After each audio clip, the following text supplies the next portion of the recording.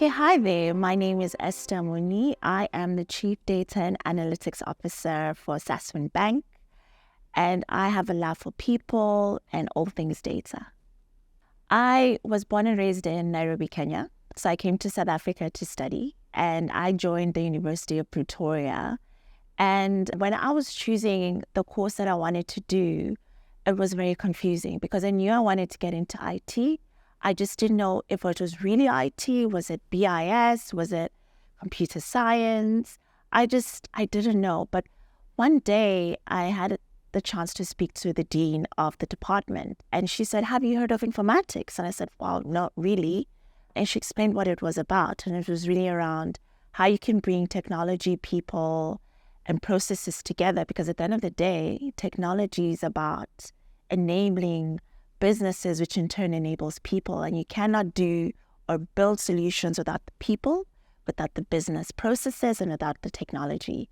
And I thought, yeah, this is it. This is what I wanted to do because I have a huge passion for people and huge passion for technology. And then I came to realize very quickly that I had a huge passion for data, which was my first internship ever, which was at the United Nations. And I was in the support department.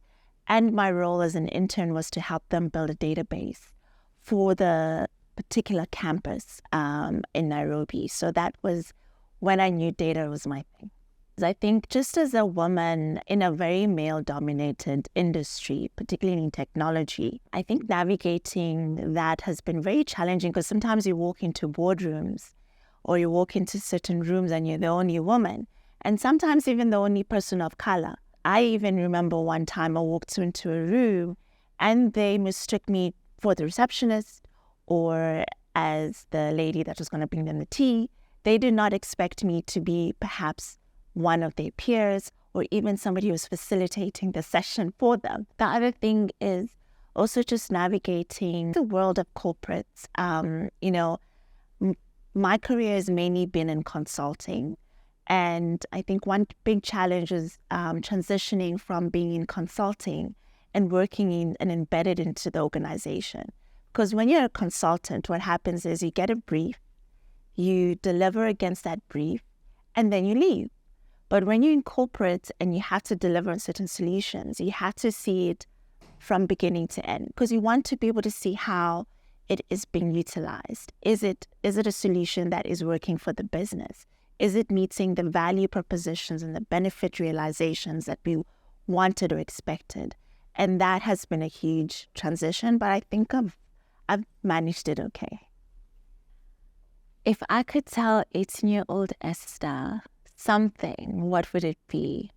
I think I would tell her that everything's going to be fine. You're going to do well. You're going to be fine. However, it's going to be a hard road ahead.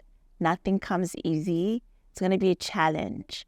And the reason I'd say that to her is because I wanted to be prepared mentally and emotionally for what's to come. I really believe that knowledge is power.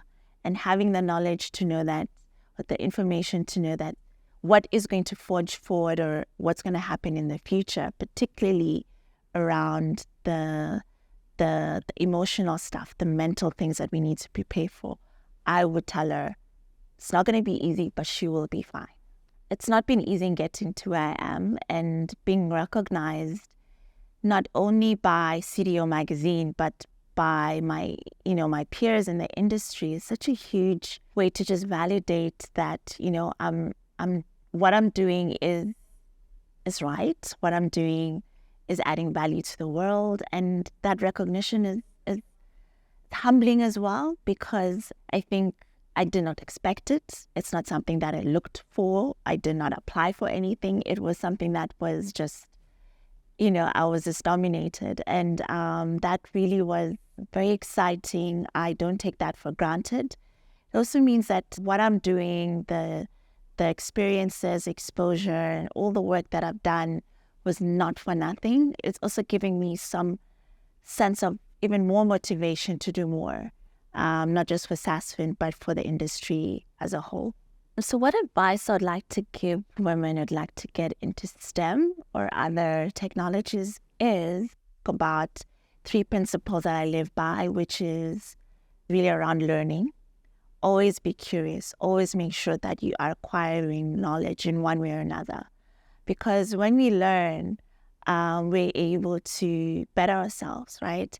And the other thing is around unlearning. It's important to introspect and to understand what are the things that are holding us back? What are the blind spots that we have?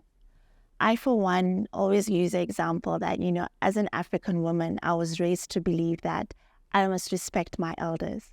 But that really translated into I must obey my elders. And I often would misconstrue respect to obedience. But when I unlearned that and learned that it's not about obedience, it's about respect, that unlearning was a huge shift in my life, because it meant that I could be able to stand up to people that are older than me. So learn something new all the time. You cannot stop learning. Last thing is authenticity. Just come as you are. Be yourself. There's no one like you. I often say that when I'm building a team, when I'm surrounding myself with people that I want to work with, I want to be with people that are different than me. I want to be surrounded with people that I have a diverse way of thinking, come from a diverse background, because diversity breeds innovation. I don't want to be in a room full of clones. I don't want to be in a room of people that think exactly like me, because then it's not that interesting. You're not going to be able to build solutions. It's important that bring your true self to any place and any table that you're in, because there's no one like you. And just push on. I know that, there's glass ceilings that we need to break as women in this world. But I think that sometimes we create our own concrete ceilings as women. The person that criticizes ourselves the most is us. So I think it's important that we learn to be kinder to ourselves and stop holding ourselves back.